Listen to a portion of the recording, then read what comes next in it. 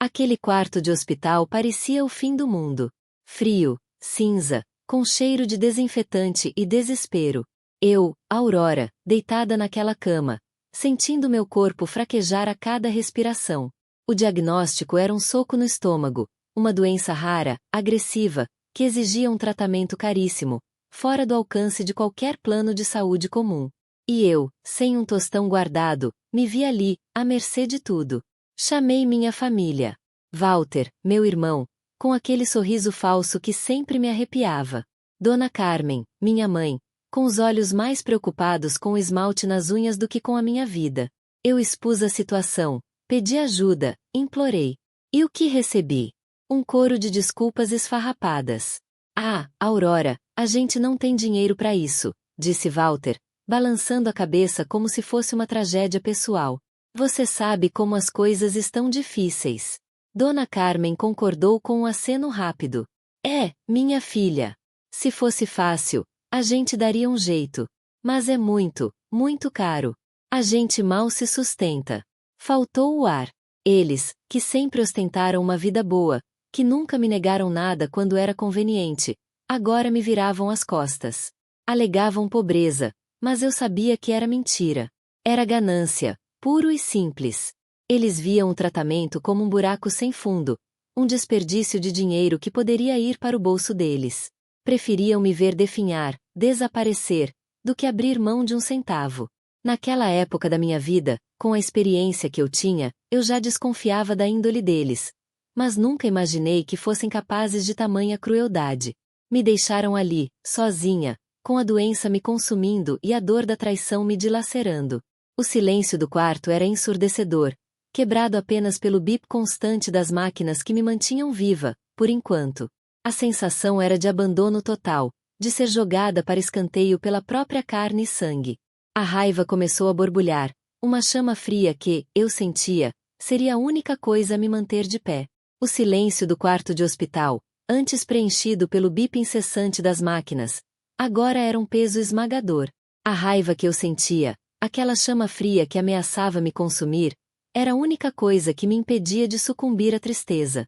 Minha família, meu sangue, a quem eu sempre estendi a mão, me virou as costas da forma mais cruel possível. A desculpa da falta de dinheiro era uma piada de mau gosto. Eu sabia, com a certeza amarga da traição, que eles tinham dinheiro. Dinheiro guardado, dinheiro investido, dinheiro que preferiam ver mofando em algum cofre a gastar um centavo para me salvar. Naquela época, com a pouca força que me restava, eu já sentia o peso daquela injustiça. O diagnóstico, a doença rara e agressiva, me jogou num abismo. O tratamento, caríssimo, fora do alcance de qualquer plano de saúde comum, era a sentença. E eu, sem um tostão guardado, me vi ali, exposta, vulnerável, sem o mínimo amparo de quem deveria ser meu porto seguro. Chamei Walter, meu irmão, e Dona Carmen, minha mãe. Pedi. Implorei. E o que recebi? Um show de desculpas esfarrapadas. Ah, Aurora, a gente não tem dinheiro para isso, disse Walter, com aquele jeito de quem se lamenta, mas com um brilho nos olhos que denunciava a falsidade. Você sabe como as coisas estão difíceis. Dona Carmen, mais preocupada em ajeitar o cabelo que já estava perfeito, concordou com um aceno rápido. É, minha filha. Se fosse fácil, a gente daria um jeito. Mas é muito, muito caro. A gente mal se sustenta. Mal se sustenta. Aquelas palavras ecoavam na minha cabeça como um insulto. Eles, que sempre ostentaram uma vida boa, que nunca me negaram nada quando era conveniente, agora me deixavam ali, à míngua. Alegavam pobreza, mas eu sabia que era ganância. Eles viam o tratamento como um buraco sem fundo, um desperdício de dinheiro que poderia ir para o bolso deles. Preferiam me ver definhar, desaparecer, do que abrir mão de um centavo. A dor da traição me dilacerava mais do que a própria doença. O tempo no hospital se arrastava em uma lentidão torturante. Os dias se misturavam em uma névoa de dor, solidão e um profundo sentimento de abandono. Cada bip das máquinas era um lembrete da minha fragilidade, da minha dependência. A raiva, no entanto, começava a se transformar em algo mais. Uma força bruta, um instinto de sobrevivência que se acendia nas profundezas da minha alma. Eu não podia morrer ali. Não podia deixar que eles saíssem impunes. Em um desses dias cinzentos, quando a desesperança parecia me engolir por completo, meus olhos pousaram em um pequeno papel amassado no bolso do meu pijama hospitalar. Era um bilhete de loteria. Comprei por impulso, há semanas, em um momento de distração, um pequeno ato de rebeldia contra a monotonia da minha vida antes da doença. Naquele momento, com a cabeça a mil, com a sensação de que tudo estava perdido, o bilhete parecia um símbolo da minha própria insignificância. Um pedacinho de papel inútil, assim como eu me sentia. Com um suspiro pesado, peguei o bilhete. Aquele pedaço de papel colorido, com os números rabiscados à caneta, parecia zombar da minha situação. Olhei para ele, sentindo uma mistura de desprezo e uma pontada de algo que eu não sabia nomear. Talvez fosse a última fagulha de esperança, ou apenas a necessidade de fazer alguma coisa, qualquer coisa, para quebrar a inércia daquele desespero. Naquele quarto de hospital, que mais parecia uma prisão, eu joguei o bilhete de loteria no chão, sem a menor expectativa. Ele voou desajeitado, um pequeno pedaço de papel colorido caindo sobre o piso frio e sem graça. Para mim, naquele instante, era apenas mais um resquício de um mundo que parecia ter me esquecido. Um gesto impulsivo, um último ato de quem já não tem mais nada a perder. Aquele bilhete, comprado por um impulso fútil, agora jazia esquecido no chão, um testemunho mudo da minha angústia. Eu não tinha forças para sequer pensar em sorte ou azar. A única coisa que me movia era a raiva e a vontade de sobreviver, de alguma forma.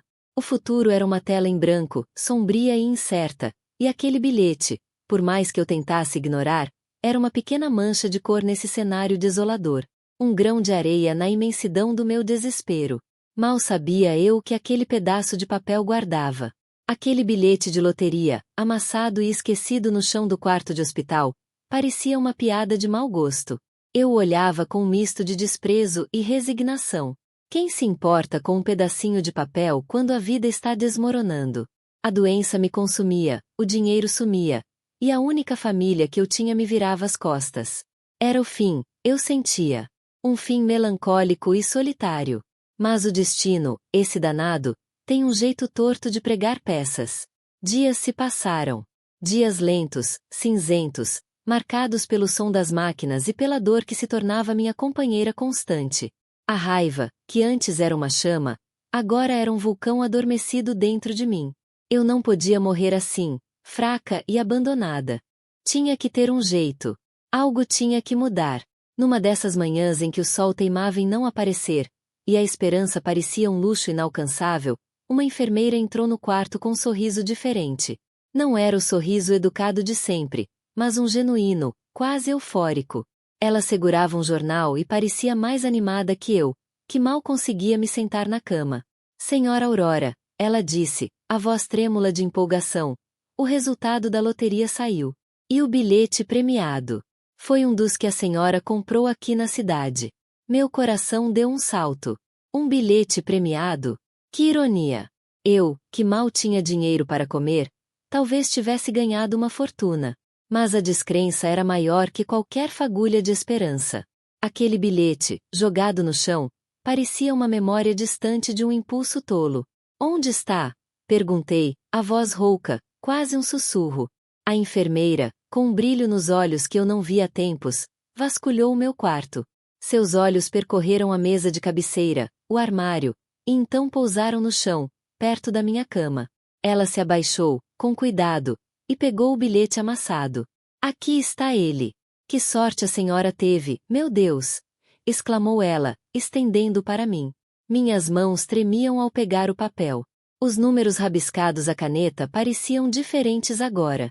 Não eram mais um símbolo de insignificância, mas um portal para um futuro incerto. A enfermeira, com os olhos fixos no jornal, começou a ler os números sorteados. Cada número que ela pronunciava era um golpe no meu peito, um misto de choque e incredulidade. 12, 23, 31, 45, 52, 60. Eram os meus números. Todos eles. O chão pareceu sumir sob meus pés. Aquele pedaço de papel inútil, que eu joguei fora com desprezo, era a chave. A chave para tudo. Uma fortuna inimaginável. Um prêmio que mudaria minha vida para sempre. As lágrimas começaram a rolar, mas não eram de tristeza. Eram de alívio, de choque, de uma raiva que agora encontrava um novo propósito. Aquele prêmio não era apenas dinheiro. Era a minha salvação. Era prova de que, mesmo quando todos te abandonam, algo inesperado pode acontecer. Era a minha arma. A enfermeira me olhava, espantada com a minha reação. Eu não conseguia parar de chorar, mas um sorriso começava a se formar nos meus lábios. Um sorriso que não era de felicidade, mas de uma determinação fria. Eles acharam que eu ia morrer ali, sozinha e esquecida. Mas eu não ia.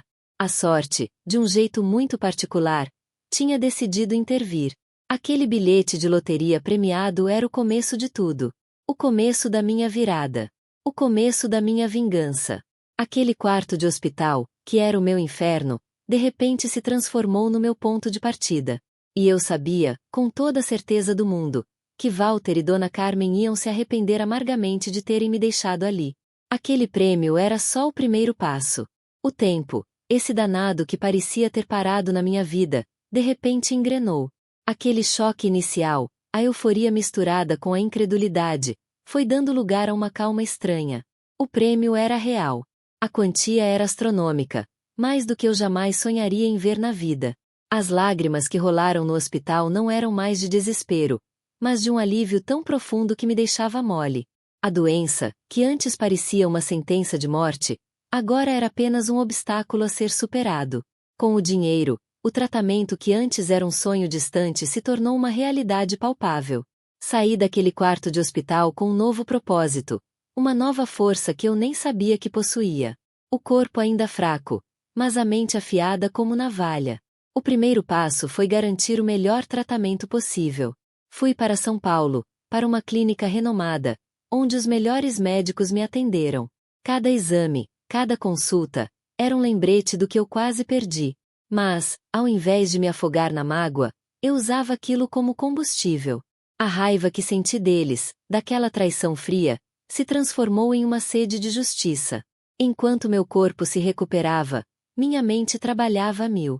Eu precisava entender como eles conseguiram ser tão cruéis. Como podiam alegar pobreza quando eu sabia, com certeza, que tinham dinheiro? Aquele bilhete premiado me deu a chance de investigar, de ir fundo na podridão que envolvia a minha própria família. Lembrei-me de como eles sempre foram cuidadosos com dinheiro, de como Dona Carmen vivia reclamando de apertar o cinto, mas nunca abria mão de suas joias falsas e roupas de grife. Walter, com seu jeito de quem se esforça, mas sempre com um carro novo na porta. Isso nunca fez sentido. Agora, com a minha nova realidade financeira, eu podia me dar ao luxo de descobrir a verdade. Contratei um detetive particular, um cara discreto que Jairo me indicou. Pedi a ele para investigar a fundo as finanças de Walter e Dona Carmen. Queria saber onde estava o dinheiro que eles alegavam não ter. Queria entender o tamanho da mentira que me consumiu. Os relatórios começaram a chegar, e cada página era um soco no estômago. Contas bancárias secretas, investimentos em paraísos fiscais, propriedades registradas em nomes de terceiros. Eles não eram pobres, eram bilionários disfarçados de gente que mal se sustenta. O dinheiro que eles guardaram, que eles investiram, era o mesmo dinheiro que eles se recusaram a usar para me salvar. Descobri que eles tinham uma empresa de fachada, uma consultoria que, na verdade, servia para lavar dinheiro.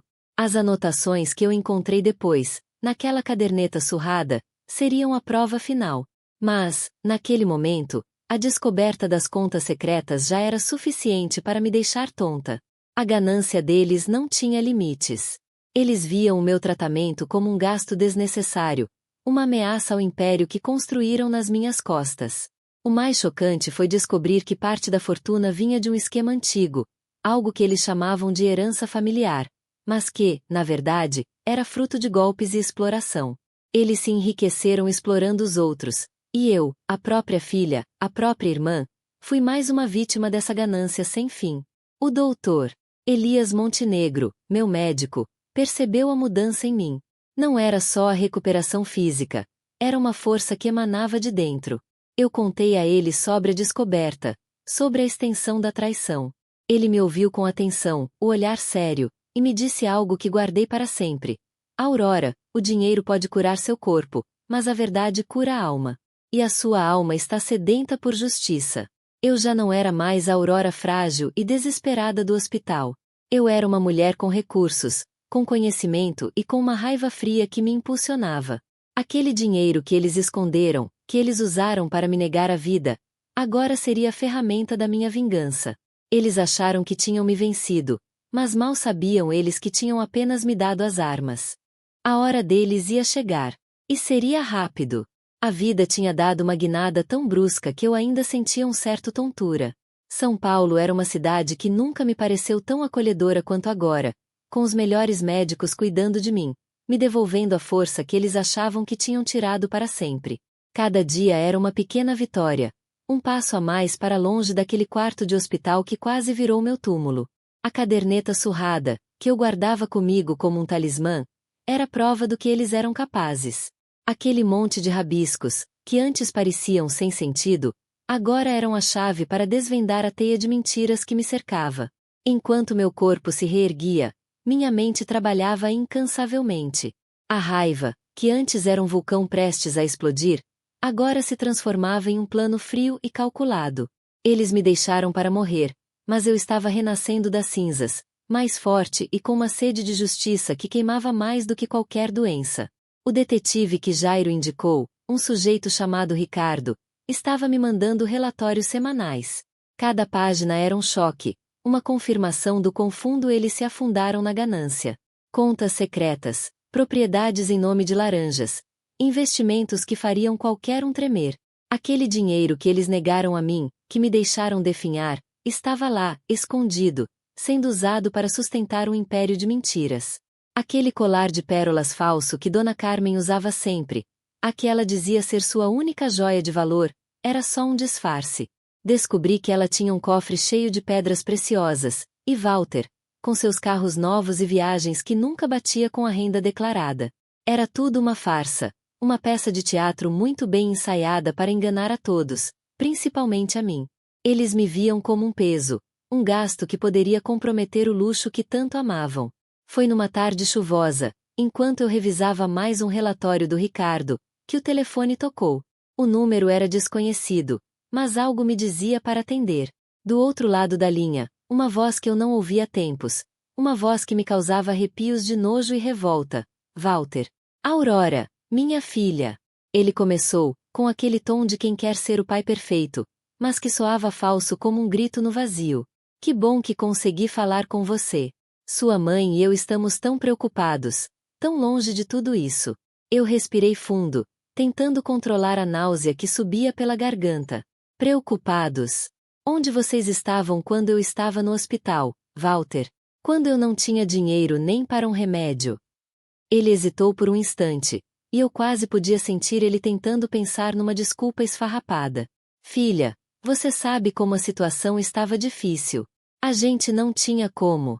Mas agora tudo mudou, não é mesmo? Ouvimos a notícia. Aurora. A loteria. Que coisa maravilhosa. Sua mãe chorou de alegria. A ironia era cruel. Eles sabiam. Sabiam que eu tinha ganhado, que eu tinha o dinheiro que eles tanto cobiçavam. E agora, do nada, apareciam como anjos caídos do céu. Que bom que vocês ficaram sabendo, respondi, a voz fria como gelo. Fico feliz que a notícia tenha animado vocês. E é por isso que ligamos, ele continuou, sem perceber o tom gélido da minha voz. Queríamos ver você, Aurora. Sua mãe está com uma saudade imensa. Queremos te dar todo o apoio agora. A gente pode ir aí te visitar, te ajudar com essa clínica chique, te dar um conforto que você merece. Um conforto. Eles me deram as costas quando eu mais precisei. Agora, com o meu dinheiro, eles queriam bancar os pais amorosos? A audácia era inacreditável. Visitar? Apoio. Eu ri, um riso seco, sem humor. Vocês não sabem o que é apoio, Walter. Apoio é estar presente quando a pessoa mais precisa, não quando a maré vira a favor. Aurora, não fala assim. Dona Carmen apareceu na linha, a voz fina e melosa, tentando soar compreensiva. A gente se arrepende tanto de não ter estado perto. Mas a vida é corrida, filha. E agora que você está bem, Queremos reconquistar seu carinho. Sua mãe quer te dar um abraço apertado, te levar para passear, te dar tudo o que você quiser. Tudo o que eu quiser? Ela queria me dar o quê? Um abraço falso. Um jantar caro enquanto planejavam como sugariam até o último centavo do meu prêmio. Aquele colar de pérolas falso que ela usava tanto era a representação perfeita deles. Uma fachada brilhante escondendo a falsidade e a ganância. Eu não preciso de nada de vocês, eu disse, firme. E não tenho saudade de quem me abandonou. Agradeço o contato, mas estou bem. Muito bem. Aliás, desliguei o telefone antes que eles pudessem responder. O coração batia forte, não de medo, mas de uma raiva crescente. Eles achavam que iam me enganar de novo? Que iam aparecer com aquele papinho de família unida e eu ia cair feito uma idiota? Mal sabiam eles que eu já tinha descoberto quem eles eram de verdade. Aquele bilhete de loteria não tinha me dado só dinheiro. Tinha me dado a chance de ver a podridão por trás da fachada deles. E agora, a vingança estava apenas começando. A voz deles no telefone me deixou com um gosto amargo na boca, pior que o remédio que eu tomava no hospital. Aquela falsa preocupação, o jeito que eles tentaram se aproximar agora que eu tinha o talão de cheques gordo, era nojento. Eu não caí naquela. Sabia que era só o interesse falando mais alto, o mesmo interesse que me deixou definhar. Mas a raiva, essa sim, estava mais viva do que nunca. Aquela ligação acendeu uma faísca. Eu precisava de mais do que os relatórios do Ricardo. Precisava de algo que eles não pudessem esconder, algo que provasse a podridão que eles tanto se esforçavam para disfarçar. Lembrei-me do antigo galpão da fazenda, um lugar que a gente raramente ia. Era um amontoado de tralha velha, poeira e teias de aranha. Walter e Carmen sempre o evitavam, dizendo que era um lugar sem valor, cheio de memórias ruins. Para mim, parecia o esconderijo perfeito para segredos. Jairo me emprestou o carro dele, um modelo antigo que não chamava atenção, e me deu a chave do galpão. Sei que você não confia em ninguém, Aurora, mas se precisar de algo, qualquer coisa, me liga, ele disse, com aquele olhar de quem entende tudo sem precisar de explicação. Cheguei lá no fim da tarde, o sol já se pondo, pintando o céu de laranja e roxo. O cheiro de mofo e poeira me atingiu assim que abri a porta pesada. Era escuro, úmido, e o silêncio era quase palpável. Com a lanterna do celular, comecei a vasculhar. Caixas velhas empilhadas, móveis quebrados, ferramentas enferrujadas. Cada canto parecia esconder um fantasma do passado. Eu revirava tudo, a poeira subindo e me fazendo tossir, meus olhos ardendo. Foi num canto esquecido, debaixo de uma lona velha e empoeirada, que eu a encontrei. Uma caixa de madeira gasta, sem identificação. Dentro, entre papéis amarelados e objetos esquecidos, estava ela. A caderneta surrada. Era pequena, com a capa desgastada pelo tempo, e as páginas grossas estavam cheias de rabiscos. Não eram palavras comuns, eram símbolos, números misturados com letras de um jeito que não fazia sentido nenhum. Parecia um código secreto. Algo que eles não queriam que ninguém visse. Meu coração disparou. Era isso. Era a prova que eu precisava. Peguei a caderneta com as mãos trêmulas, sentindo a textura áspera do papel. Ali, naquele lugar abandonado, eu sentia a presença deles mais forte do que nunca. A ganância, a falsidade, tudo parecia impregnado naquele ambiente. Eu sabia que decifrar aqueles rabiscos seria difícil, mas a adrenalina me impulsionava. Aquele pequeno objeto, esquecido no meio de tanta sucata, guardava a chave para desvendar a teia de mentiras que eles construíram. A vingança, que antes era um desejo difuso, agora ganhava contornos claros, um plano que começava a se formar ali, no silêncio empoeirado daquele galpão esquecido. A noite caía lá fora, mas dentro de mim, uma nova luz se acendia. A caderneta surrada, que eu tinha encontrado naquele galpão esquecido, era um enigma. As anotações eram um código indecifrável, uma mistura de números, letras e rabiscos que só Walter e, quem sabe, a Carmen, poderiam entender. Aquele monte de rabiscos, que antes parecia um delírio, agora eram a chave para desvendar a teia de mentiras que me cercava. A raiva que sentia, essa sim, era um combustível poderoso. Jairo chegou no dia seguinte, o sorriso dele sempre um alento. Ele trouxe um café forte e um olhar de quem estava pronto para desvendar qualquer mistério. Estendi a caderneta para ele.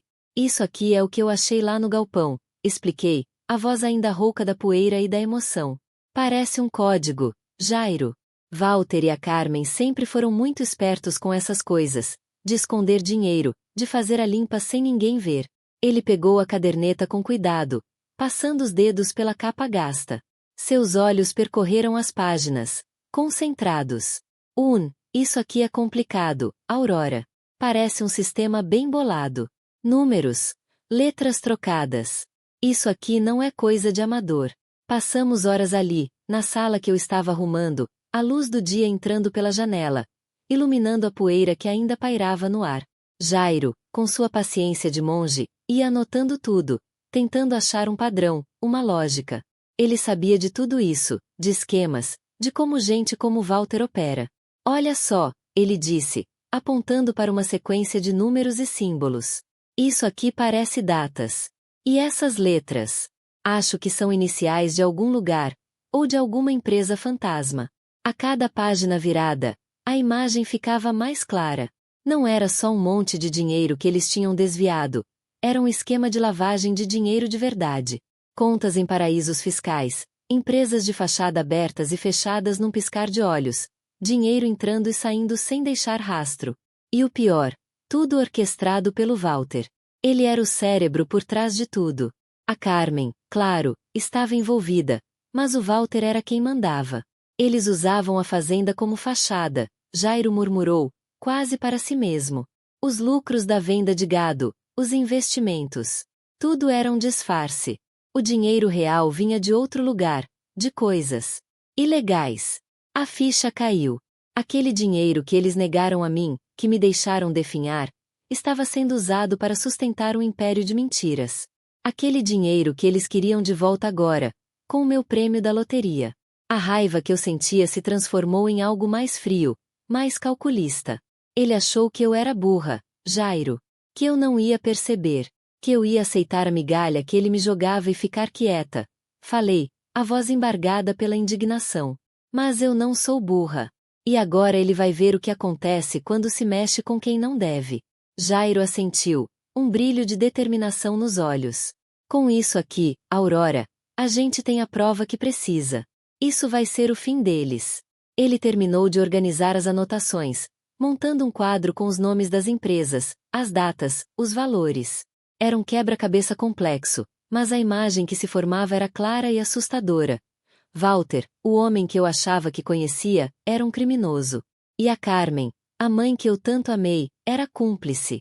Aquele colar de pérolas falso que ela usava, agora eu sabia, era só mais uma peça do disfarce. A verdade, por mais dura que fosse, estava ali, escrita nas entrelinhas daquela caderneta surrada. E eu não ia descansar até que eles pagassem por tudo. A caderneta nas minhas mãos era um mapa para o inferno. Cada rabisco, cada número, gritava a verdade que eu precisava ouvir. Mas para ter certeza, para dar um peso real a tudo aquilo, eu precisava de outra confirmação. Alguém que olhasse para aqueles papéis e dissesse: Aurora, isso não foi um erro médico. Foi maldade. Aquele alguém só podia ser o doutor Elias Montenegro. Liguei para ele no dia seguinte. A voz dele, calma e profissional, me deu um alívio imediato. Expliquei que precisava conversar sobre o meu caso, sobre o tratamento que recebi quando estava mal. Ele marcou um horário para a tarde, no consultório dele, um lugar discreto em um bairro tranquilo da cidade. Cheguei lá com o coração na boca, a caderneta escondida na bolsa, sentindo o peso daquela verdade que eu estava prestes a desenterrar.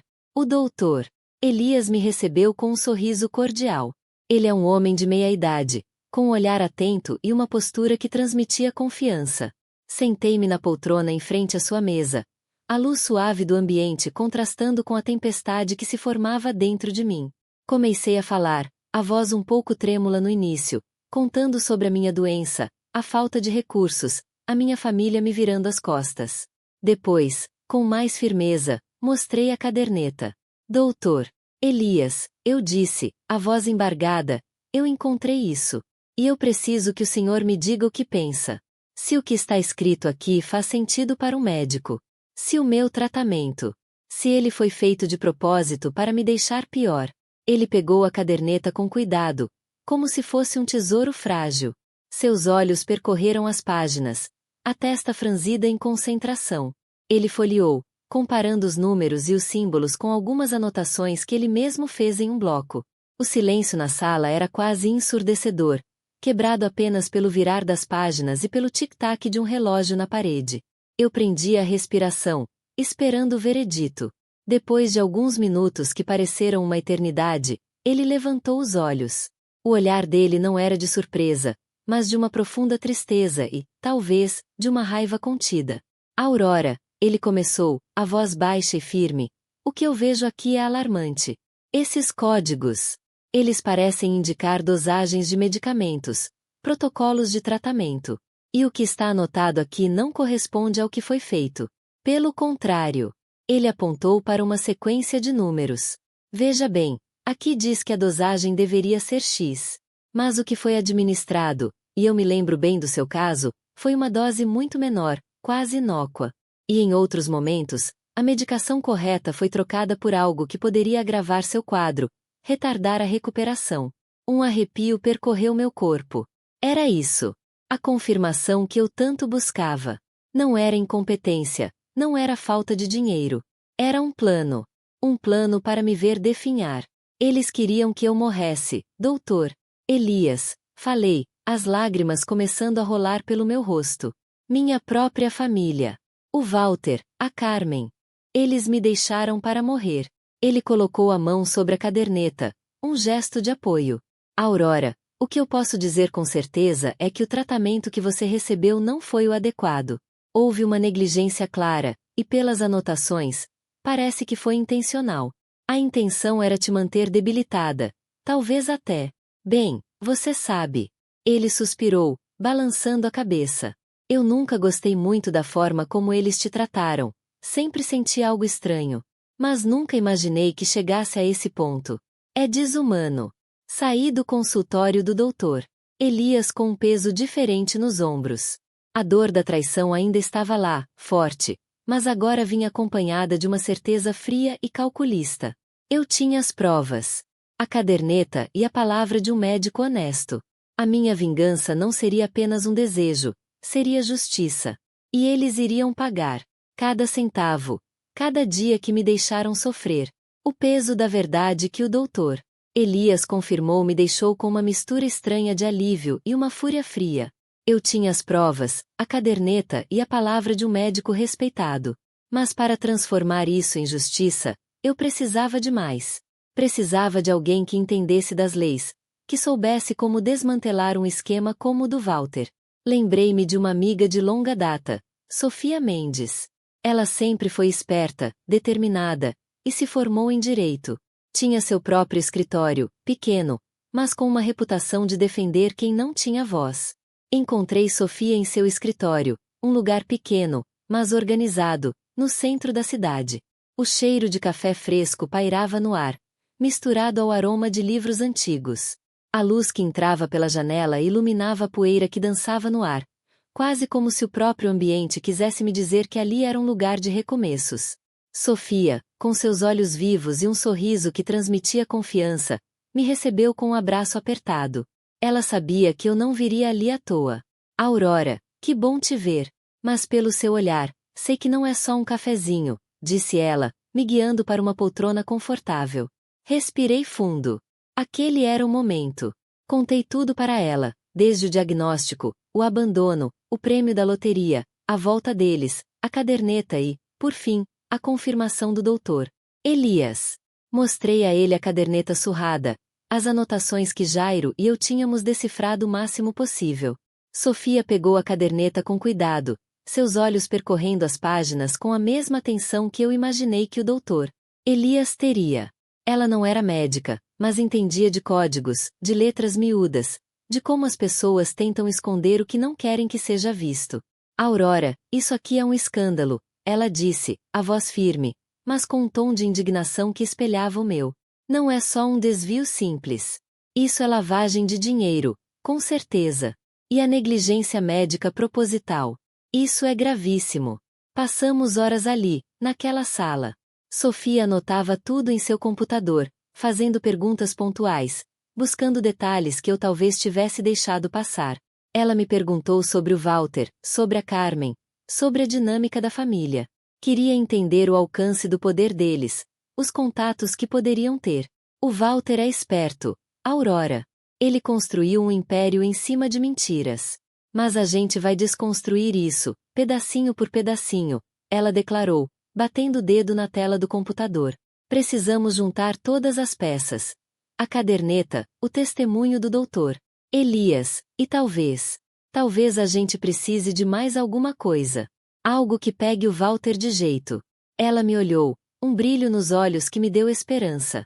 A gente vai precisar de uma estratégia. Não podemos ir com tudo de uma vez. Eles são perigosos. Mas a gente vai pegar cada centavo que eles tiraram de você, cada dia que você sofreu. E eles vão pagar. Pode ter certeza. Senti um fio de esperança se fortalecer dentro de mim. Pela primeira vez desde que descobri a verdade, eu não me sentia sozinha. Tinha Sofia ao meu lado, com sua inteligência afiada e sua determinação inabalável. O plano estava começando a tomar forma, e eu sabia que seria a ruína deles. Aquele colar de pérolas falso que a Carmen ostentava não ia mais enganar ninguém. O plano da Sofia era audacioso, mas eu sentia que era o único caminho. Ela sugeriu que eu precisava de uma confissão direta, algo que Walter não pudesse negar.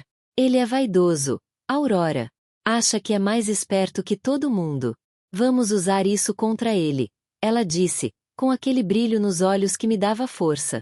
A ideia era simples e perigosa. Eu precisava provocar Walter, levá-lo a um ponto em que ele se sentisse seguro o suficiente para se gabar, para confessar seus esquemas. E para isso, Sofia me emprestou um, daqueles que parecem relíquias, mas que funcionam perfeitamente. Marcamos um encontro.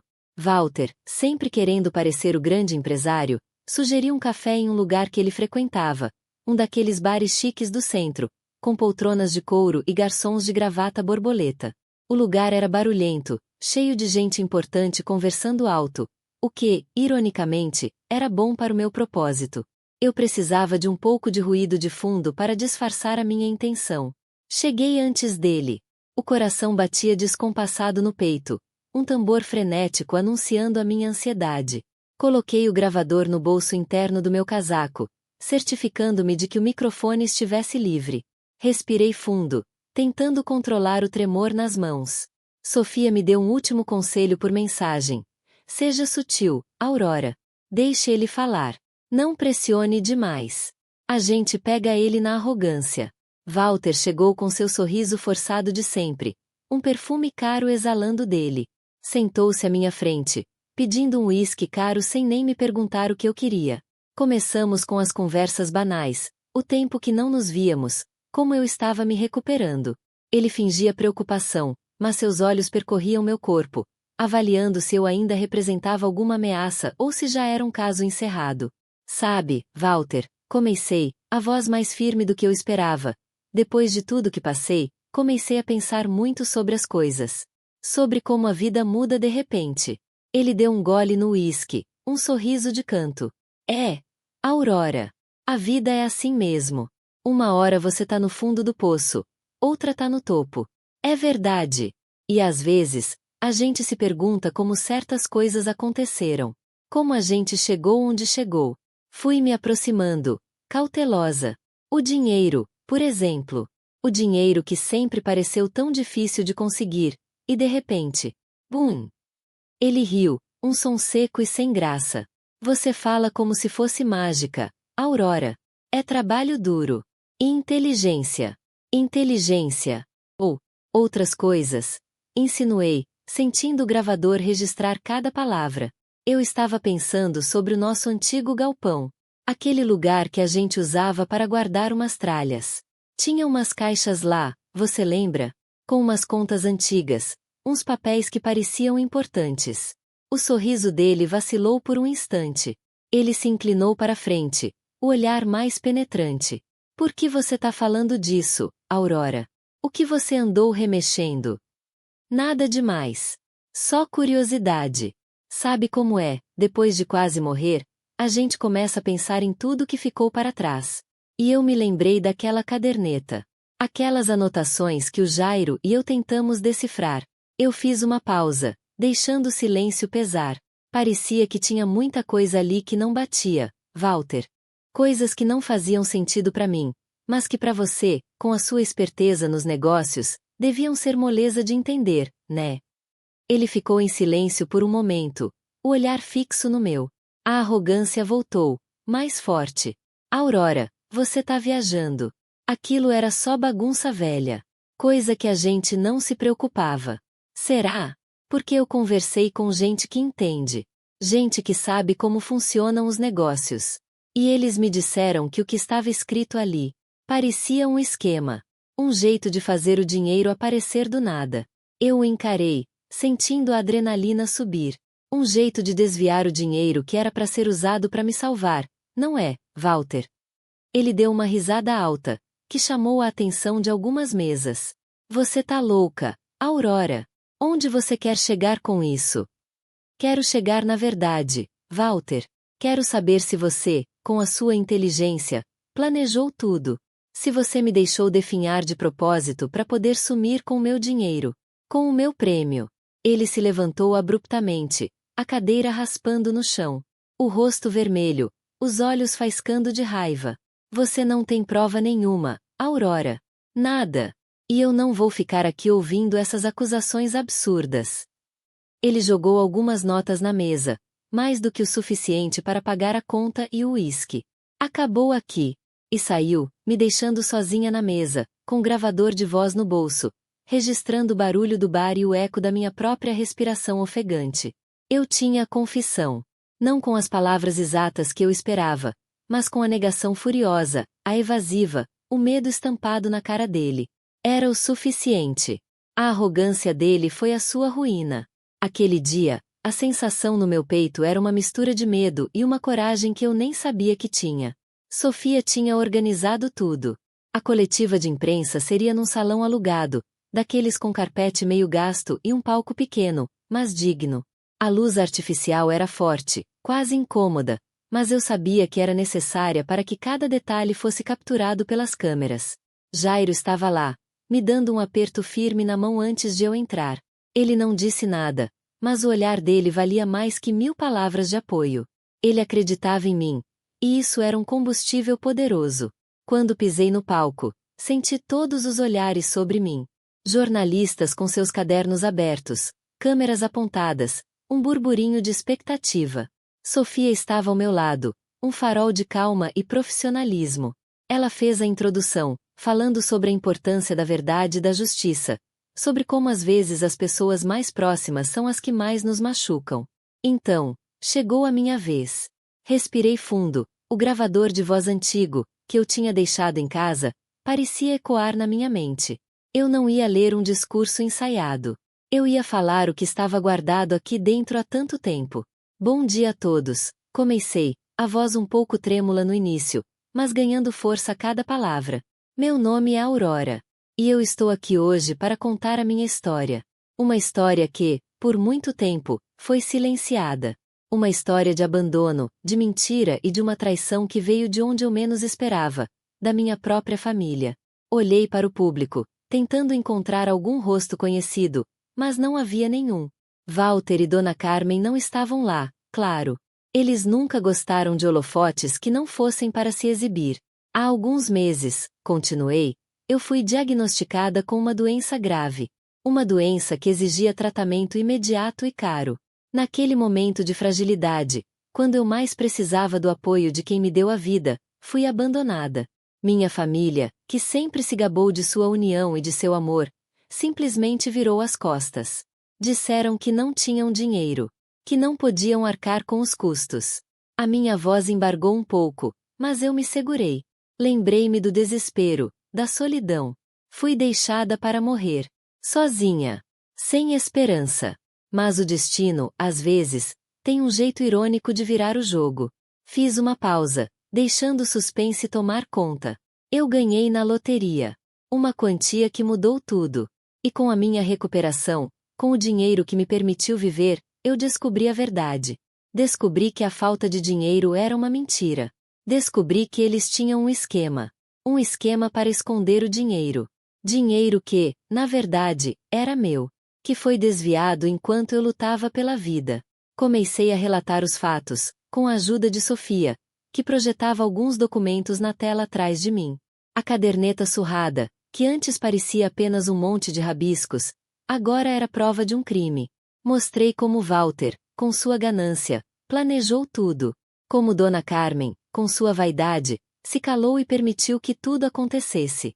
Falei sobre o doutor Elias, o médico que, com sua ética, confirmou a negligência proposital que quase me matou. Eles voltaram quando souberam do prêmio. Disse, a raiva fria tomando conta da minha voz. Voltaram como ratos famintos, querendo uma parte do que me pertencia por direito. Mas eu não sou mais aquela Aurora frágil e desesperada. Eu sou a Aurora que lutou, que sobreviveu e que agora exige justiça. Falei sobre o gravador de voz, sobre a conversa com Walter, sobre a sua confissão velada, a sua raiva e o seu medo. Mostrei trechos da gravação, a voz dele, cheia de arrogância e desespero, confirmando tudo. O salão ficou em silêncio absoluto. Os jornalistas escreviam freneticamente. As câmeras piscavam sem parar. Eles me deixaram morrer para roubar meu futuro. Mas eu estou viva. E a verdade veio à tona. A justiça será feita. E o que eles fizeram não ficará impune. Ao final, um misto de alívio e exaustão me tomou. Eu tinha falado. Eu tinha exposto tudo. Aquele era o começo do fim para eles. O colar de pérolas falso que Carmen usava não ia mais enganar ninguém. A máscara caiu. A coletiva de imprensa terminou com um estrondo de flashes e um burburinho que parecia ecoar pelos meus ossos. Senti um alívio imenso, misturado com um cansaço que me pesava até a alma. Sofia me abraçou forte, um sorriso de vitória nos lábios. Você foi incrível, Aurora. A verdade sempre encontra um jeito de vir à tona. Jairo, com os olhos marejados, apertou minha mão. Eu sabia que você ia conseguir, amiga. Sempre soube. Saímos dali e o mundo parecia diferente. O ar mais leve, o sol mais brilhante. Mas a minha batalha ainda não tinha acabado. A exposição pública era apenas o primeiro passo. Agora, era hora de ver a justiça agir. Os dias que se seguiram foram de uma expectativa quase insuportável. Eu me recolhi um pouco, tentando processar tudo o que tinha acontecido. O peso de anos de mentiras e sofrimento estava começando a se dissipar, mas as cicatrizes ainda doíam. Eu sabia que Walter e Dona Carmen não ficariam quietos. A arrogância deles não permitiria. Mas eu tinha Sofia, e Sofia tinha as provas. Uma tarde, o telefone tocou. Era Sofia. Sua voz estava tensa, mas com um tom de urgência controlada que me fez prender a respiração. Aurora, o delegado Ricardo Alves está com você? Ele precisa falar pessoalmente. Pouco tempo depois, o delegado Ricardo Alves estava na minha sala. Ele era um homem de meia idade, com um olhar penetrante que parecia ver através de tudo. Ele não era como eu imaginava um delegado de polícia. Mais calmo, mais ponderado. Ele me olhou com uma seriedade que me deixou apreensiva. Senhora Aurora, ele começou, a voz firme. Após analisar cuidadosamente as provas que a senhora e sua advogada apresentaram, e considerando o impacto público de sua declaração, tomamos uma decisão. Ele fez uma pausa, e meu coração disparou. Com base no seu depoimento, nas gravações, nos documentos decifrados e na confirmação do doutor Elias Montenegro, emitimos os mandados de prisão. Eu mal conseguia respirar. Mandados de prisão. Aquilo era real. Walter Souza e Dona Carmen Souza, ele continuou, sem desviar o olhar, serão detidos em flagrante. As acusações são graves. Fraude, apropriação indébita, e o mais sério, tentativa de homicídio qualificado por omissão de socorro. As palavras dele caíram como pedras. Tentativa de homicídio. Era exatamente isso que eles tinham feito. Me deixaram morrer para roubar o que era meu. Onde eles estão? Perguntei, a voz embargada pela emoção. Eles foram localizados em sua residência. A equipe já está a caminho. Acreditamos que a exposição pública os pegou de surpresa, e eles não tiveram tempo de fugir ou se desfazer de mais provas. Ele olhou para mim, um leve aceno de cabeça. A senhora fez um trabalho notável, Aurora. Usou a inteligência e a coragem para desmascarar pessoas que se aproveitavam da sua fragilidade. Isso não é comum. Ele se levantou, e eu também. Uma onda de gratidão me invadiu. O delegado Ricardo Alves, que talvez no início desconfiasse de mim, agora era peça fundamental para que a justiça fosse feita. Obrigada, delegado. Obrigada por acreditar em mim. Acreditar em fatos é o meu trabalho, senhora Aurora. E os fatos, neste caso, são assustadorosamente claros. Ele saiu, deixando um silêncio pesado na sala. Eu olhei pela janela, para a cidade lá fora. Aquele burburinho que eu tinha causado na coletiva de imprensa estava agora se transformando em ação. Walter e Dona Carmen, que se achavam tão acima de tudo, estavam prestes a ter suas vidas viradas de cabeça para baixo. Aquele colar de pérolas falso que Dona Carmen usava não ia mais esconder a podridão por trás dele. A justiça estava chegando, e eu não podia estar mais aliviada. A sensação era de um peso imenso sendo retirado dos meus ombros. Era o fim de um capítulo terrível, e o começo de algo novo. Algo com paz. O som das sirenes, que antes parecia distante, agora ecoava na minha alma. A notícia chegou como um raio, mas era um raio que trazia consigo a luz da justiça. A mansão do Souza, aquele casarão que sempre foi palco das ostentações e das mentiras deles, estava sendo cercada. Eu imaginei Walter e Carmen, naquele momento, com a mesma expressão de choque que eu tive ao descobrir a verdade. O delegado Ricardo Alves cumpriu a promessa. A frieza com que ele disse mandados de prisão se transformou em ação concreta. Sofia me ligou, a voz embargada de emoção. Aurora, eles estão levando tudo. A polícia está lá agora. A casa, os carros, tudo vai ser confiscado. É o fim da linha para eles. Eu ouvi o som de algo caindo ao fundo. Talvez um vaso caro que Carmen tanto prezava. Era o som do império deles desmoronando. Aquele lugar, construído sobre pilhas de dinheiro sujo e corações frios, não resistiu à força da verdade. Não fui até lá. Não precisava. Ver eles sendo arrastados para fora, com a dignidade que nunca tiveram, não me traria mais satisfação do que a certeza de que tudo estava se resolvendo. Jairo estava comigo, em silêncio, apenas um olhar de cumplicidade e apoio. Ele sabia o quanto essa cena, mesmo que vista de longe, era importante para mim. Era confirmação de que a aurora que eles tentaram apagar existia, e agora, era mais forte do que nunca. Vi nas notícias, mais tarde, as imagens. A mansão imponente, com seus jardins impecáveis e muros altos, agora invadida por policiais. Walter, com o rosto pálido e a arrogância esvaída, sendo levado algemado. Carmen, com o colar de pérolas falso pendurado no pescoço, soluçando e tentando se esconder dos flashes das câmeras. Era patético. Era o reflexo fiel de quem eles eram, vazios por dentro, preocupados apenas com a imagem. O chaveiro com o brasão da família Souza, que um dia foi motivo de orgulho para eles, agora parecia um símbolo da decadência que eles mesmos criaram. O juiz foi implacável. As provas eram esmagadoras. A caderneta surrada, que eu guardava como um tesouro macabro, virou peça fundamental. As gravações, o testemunho do doutor Elias, tudo conspirava contra eles. A fraude, a apropriação indébita, e a mais cruel de todas, a tentativa de homicídio qualificada por omissão de socorro. Eles tentaram me matar, me deixar definhar, para roubar o que era meu. E agora, o sistema, que eles tanto tentaram enganar, os cobrava. A notícia da confiscação dos bens me trouxe um alívio profundo. Ver aquela riqueza, construída sobre a minha dor, sendo tirada deles, era um fecho de justiça que eu precisava. Não era vingança pelo prazer de ver o outro sofrer, era a reparação de um mal imenso. Era a garantia de que eles não teriam mais como se aproveitar de ninguém, nem de mim, nem de outros. Aquele casarão, palco de tantas festas e sorrisos falsos, seria leiloado. O dinheiro, talvez, ajudaria a pagar algumas das minhas dívidas médicas, ou quem sabe, seria revertido para alguma causa que precisasse de um recomeço, assim como eu. Enquanto tudo isso acontecia, eu me sentia mais leve. O peso que carregava há anos estava se dissipando. A sensação era de um ar puro entrando nos pulmões, de um sol que finalmente rompia as nuvens densas.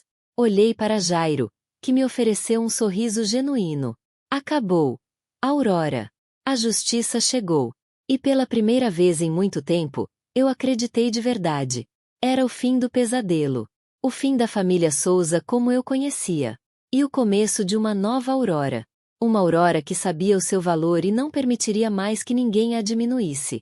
Aquele ciclo cruel estava se fechando, e eu estava pronta para abrir o próximo.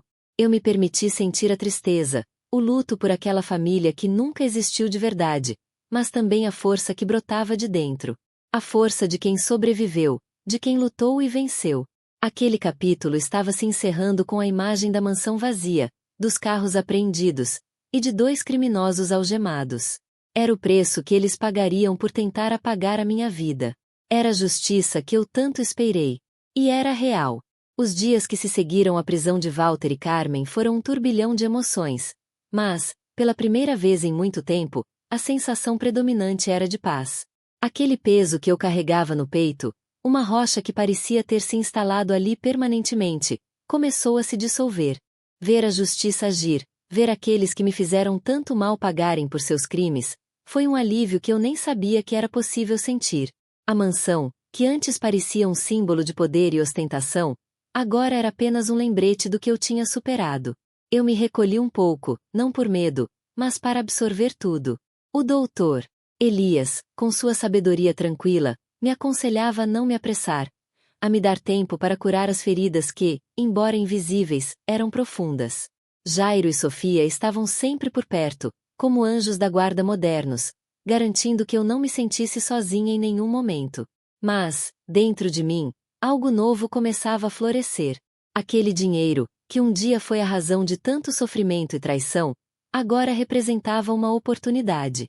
Uma chance de reescrever não só a minha história, mas a de outras pessoas que, como eu, foram vítimas da ganância e da crueldade alheia.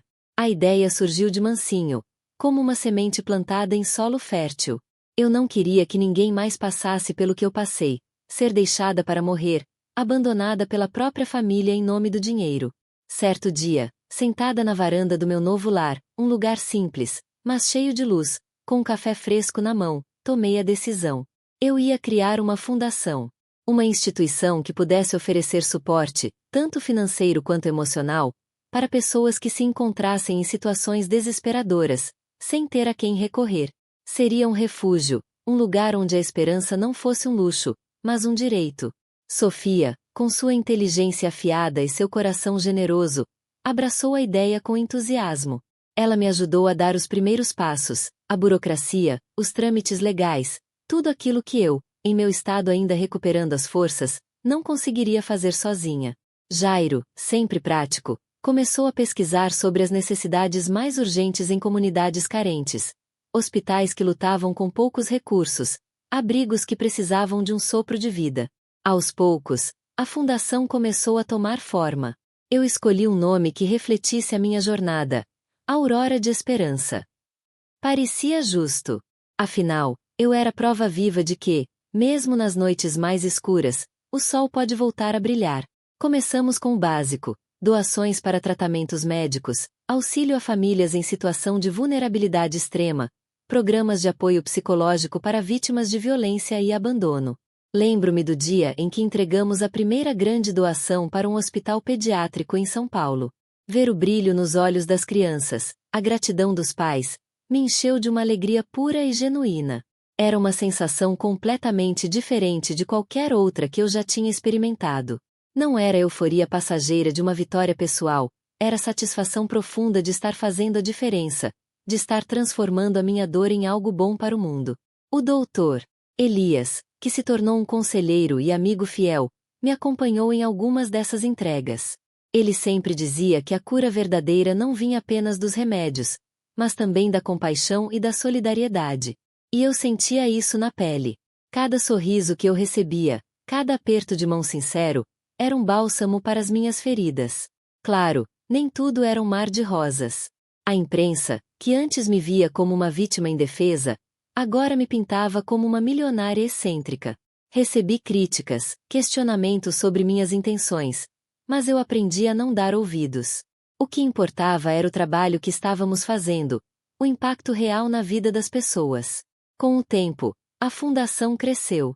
Conseguimos expandir nossos projetos, alcançar mais cidades, ajudar mais vidas. Eu me dediquei de corpo e alma a essa causa, encontrando propósito e significado em cada ação. Aquele dinheiro, que Walter e Carmen tanto cobiçaram, agora servia a um propósito nobre, um propósito que eles jamais seriam capazes de compreender. Eu me sentia completa.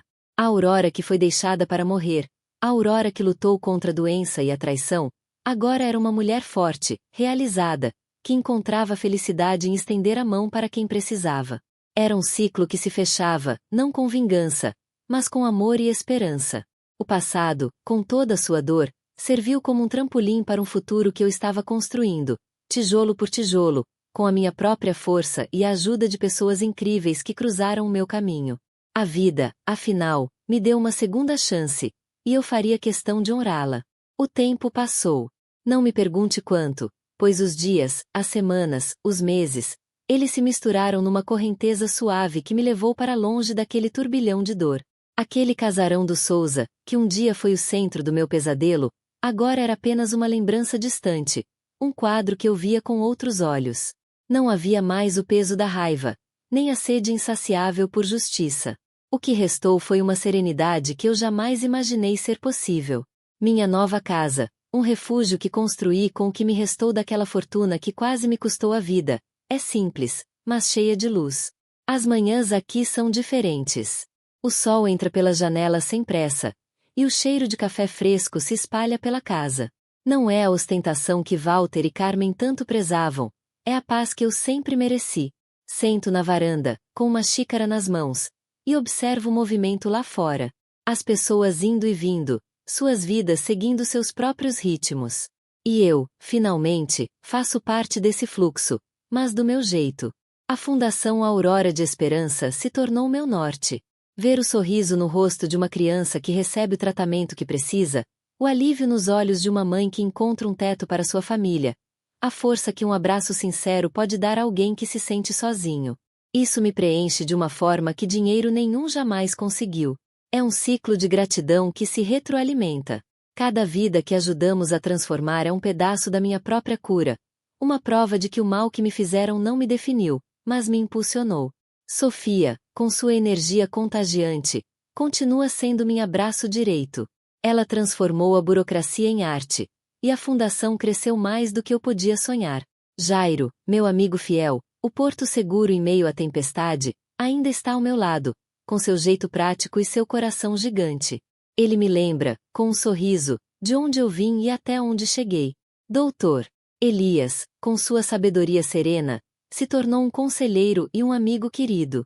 Ele diz que a verdadeira cura vem de dentro, e eu sinto isso todos os dias. Claro, há dias em que as lembranças vêm, como uma brisa fria. O rosto deles, a frieza nos olhos de Walter, a falsidade no sorriso de Carmen. Mas agora, essas lembranças não me machucam mais. São apenas capítulos de um livro que eu já terminei de ler. A história deles chegou ao fim, e a minha está apenas começando. Não sou mais aquela Aurora frágil, dependente da aprovação de ninguém, nem assustada com o futuro. A experiência me moldou, me fortaleceu. Aprendi que a verdadeira riqueza não está em bens materiais, mas na capacidade de amar, de perdoar, a mim mesma, principalmente, e de fazer a diferença. A justiça foi feita, sim, da forma mais dura e implacável que eles mereciam. Mas a minha paz não veio da punição deles, veio da minha própria redenção, da minha capacidade de renascer das cinzas. Olho para o meu reflexo no espelho. Vejo as marcas do tempo, as rugas que contam histórias, mas vejo, acima de tudo, uma mulher inteira. Uma mulher que lutou, que sofreu, que quase se perdeu, mas que encontrou a luz no fim do túnel. Aquele bilhete de loteria foi o acaso, a sorte que me tirou da lama. Mas a força para construir tudo isso, para transformar aquela dor em esperança, essa força sempre esteve dentro de mim. Hoje, eu vivo. Não sobrevivo, eu vivo. Com propósito, com alegria, com a certeza de que cada dia é um presente. E esse presente, eu uso para espalhar um pouco de sol onde antes só havia escuridão. A família que me deixou morrer tentou me apagar, Mas eles esqueceram que a aurora sempre volta, trazendo consigo um novo dia. E o meu dia, finalmente, chegou.